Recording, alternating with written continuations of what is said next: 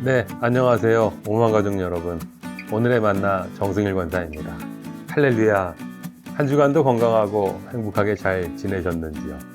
우리가 하나님의 이름을 높이며 고백하는 할렐루야는 히브리어로 찬양하다라는 뜻의 동사 힐렐의 명령형인 할렐루와 하나님이란 뜻의 야훼를 축약한 야를 합친 말입니다.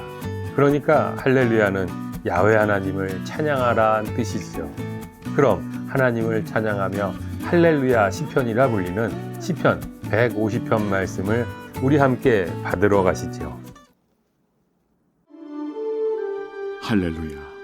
그의 성소에서 하나님을 찬양하며 그의 권능의 궁창에서 그를 찬양할지어다. 그의 능하신 행동을 찬양하며 그의 지극히 위대하심을 따라 찬양할지어다. 나팔소리로 찬양하며 비파와 수금으로 찬양할지어다. 소고치며 춤추어 찬양하며 현악과 퉁소로 찬양할지어다. 큰 소리 나는 재금으로 찬양하며 높은 소리 나는 재금으로 찬양할지어다. 호흡이 있는 자마다 여호와를 찬양할지어다. 할렐루야. 시편은 1편과 2편을 서론으로 하고 3편의 탄식시로 시작됩니다. 그리고 시편 146편부터 150편까지 찬양시로 마무리됩니다. 마치 탄식시가 탄식에서 출발해서 찬양으로 마무리되듯 시편 전체도 탄식에서 출발해서 찬양으로 마무리됩니다.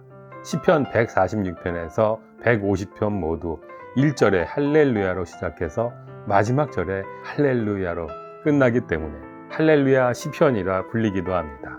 그러면 오늘 시편 150편은 할렐루야 시편의 결론이자 시편 전체의 결론이라고 할 수 있습니다.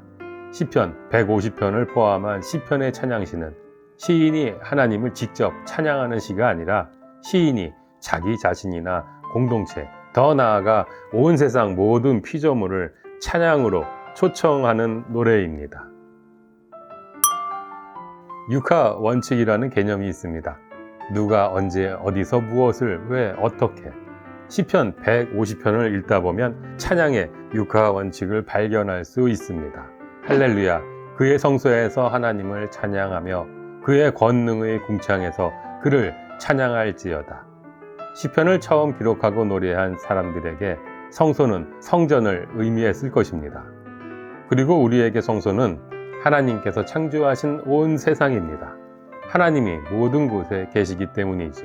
심지어 우리는 우리 몸이 하나님의 성전이라는 것을 알고 있는 사람들입니다. 그러면 우리 몸과 우리가 몸으로 살아가는 모든 곳이 성소입니다.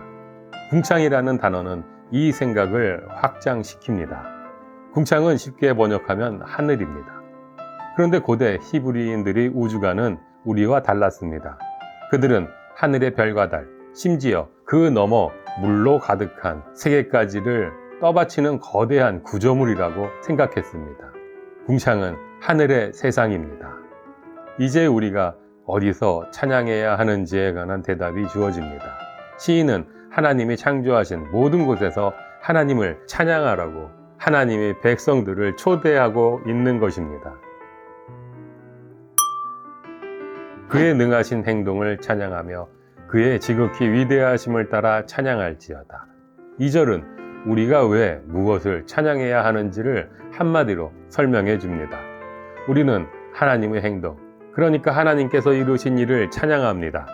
우리는 우리 하나님이 세상을 창조하시고 통치하시며 치유, 구원하신다고 고백하는 사람들이죠. 그래서 우리는 하나님을 찬양합니다. 그런데 이런 하나님의 행동은 어디서 나옵니까? 하나님의 성품에서 나옵니다. 압축하면 하나님의 공의와 사랑에서 하나님의 창조하시고 통치하시며 치유, 구원하시는 행동이 나옵니다. 우리는 하나님의 성품과 행동 때문에 그리고 하나님의 성품과 행동을 찬양합니다. 하나님의 성품, 그 공의와 사랑에서 나오는 가장 위대한 행동이 이루어진 곳이 어디입니까? 바로 십자가입니다. 하나님은 사랑 때문에 사람이 되셨고 십자가에서 우리 대신 우리를 대표해서 죄에 대한 책임을 감당하시면서 악에 대한 승리를 선포하셔서 하나님의 공의를 실천하셨습니다. 그래서 우리는 하나님을 찬양합니다. 나팔 소리로 찬양하며 비파와 수금으로 찬양할지어다. 소고치며 춤추어 찬양하며 현악과 퉁소로 찬양할지어다.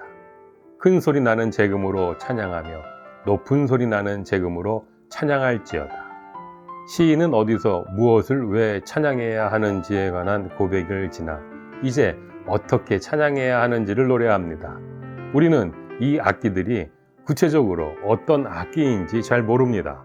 하지만 시인의 의도는 충분히 파악할 수 있습니다. 가지고 있는 모든 악기로 하나님을 찬양하라는 것입니다. 단지 악기만을 언급하는 것도 아닐 것입니다. 할 수 있는 모든 수단을 다해 하나님을 찬양하라고 해석하는 것이 적절할 것입니다. 우리는 우리가 가진 모든 것으로 하나님을 찬양할 수 있고 찬양해야만 합니다. 찬양이 노래나 어떤 형태의 음악일 필요 없습니다. 하나님의 이름을 높이는 마음이 곧 찬양입니다. 어디서 왜 무엇을 어떻게 찬양해야 하는가에 관한 고백들을 지나 이제 마지막 질문에 이릅니다. 그럼 누가 찬양해야 하는가?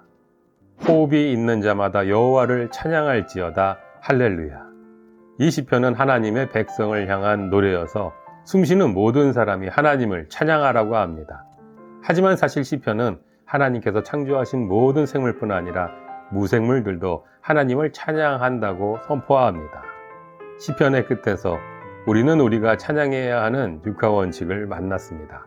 그리고 내용은 사실 단순했습니다. 어디서 찬양해야 하는가? 모든 곳에서. 왜, 무엇을 찬양해야 하는가? 하나님의 인격과 속성, 그분이 행하신 모든 것들을. 어떻게 찬양해야 하는가?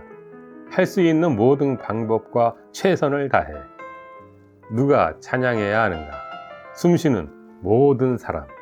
오만 가족 여러분, 이사야 43장에서 하나님은 이렇게 말씀하십니다. 이 백성은 내가 나를 위하여 지었나니 나를 찬송하게 하려 함이니라. 오늘날 찬양의 언어가 우리 그리스도인들 사이에 교회에서 많이 사라져 있고 축소, 왜곡되어 있습니다. 찬양은 음악과 노래 형태로 축소되어 있고 그 음악과 노래 역시 우리에게 초점이 맞춰지기 쉽습니다. 그렇다면 회중들이 부르고 싶어하는 찬양을 선곡하는 것이 최선일까요? 현실적으로 좋은 조언입니다. 하지만 하나님이 듣고 싶어 하시는 찬양을 선곡하는 것이 최선 아닐까요? 우리가 부르고 싶고 우리를 감동시키는 찬양도 필요하지만 하나님이 듣고 싶어 하시고 하나님을 기쁘게 하는 찬양을 드릴 수 있는 우리가 되었으면 좋겠습니다. 찬양할 때 어떤 일이 일어나는가? 우리가 찬양할 때 우리 영의 울림을 통해 영이신 하나님과 조율된다는 느낌을 받습니다. 하나님은 하나님이시고 나는 하나님의 백성이라는 고백이 이루어지면서 우리는 내가 어떤 사람이며 어떤 삶을 살아야 하는지에 관한 고백이 분명해집니다. 이 고백이 분명해지면 우리는 영적인 무게중심이 튼튼해지게 됩니다. 살아갈 방향도 분별하기 쉬워집니다. 그래서 찬양하는 사람들은 평안을 회복합니다. 살아가다 보면 찬양하기 힘들 때를 만납니다. 그럴 때 우리는 우리가 반복해서 학습하는 믿음과 행동의 양방향성을 기억해야만 합니다. 우리는 믿음이 있어서 행동할 수 있기도 하지만 행동을 하다 보면 믿음이 생기기도 합니다. 이 원리를 찬양에 적용해 보면 어떻게 됩니까? 우리는 믿음으로 찬양하기도 하지만 찬양하면 믿음이 회복되기도 합니다. 그래서 찬양할 수 없을 때 우리는 더욱 찬양하려고 애써야 합니다. 그러면 내 입술이 고백한 찬양이 내 귀를 통해 내 마음으로 들어와 내 마음에 하나님을 향한 신뢰가 다시 회복되게 합니다. 사랑하는 여러분, 무엇보다 영혼의 어두운 밤을 지날 때 우리가 찬양해야 하는 이유입니다. 사도행전에서 바울과 실라가 감옥에 갇혔을 때 그들은 기도하며 찬양했습니다. 그리고 하나님은 그들을 감옥에서 나오게 하시면서 하나님이심을 증명하셨습니다. 특별히 찬양하기 힘든 상황, 찬양할 수 없는 상황 속에서도 내가 할 수 있는 최선을 다해 노래나 연주가 아니더라도 시편을 낭독하면서라도 하나님을 찬양할 때, 그럴 때 하나님을 향한 신뢰가 회복됩니다. 하나님께서 이루어주시는 참된 평화가 우리의 마음과 삶에 이루어지기를 주님의 이름으로 축복합니다. 한 주간도 더욱 건강하시고 행복하십시오. 저는 다음 주에 다시 만나 뵙겠습니다. 감사합니다.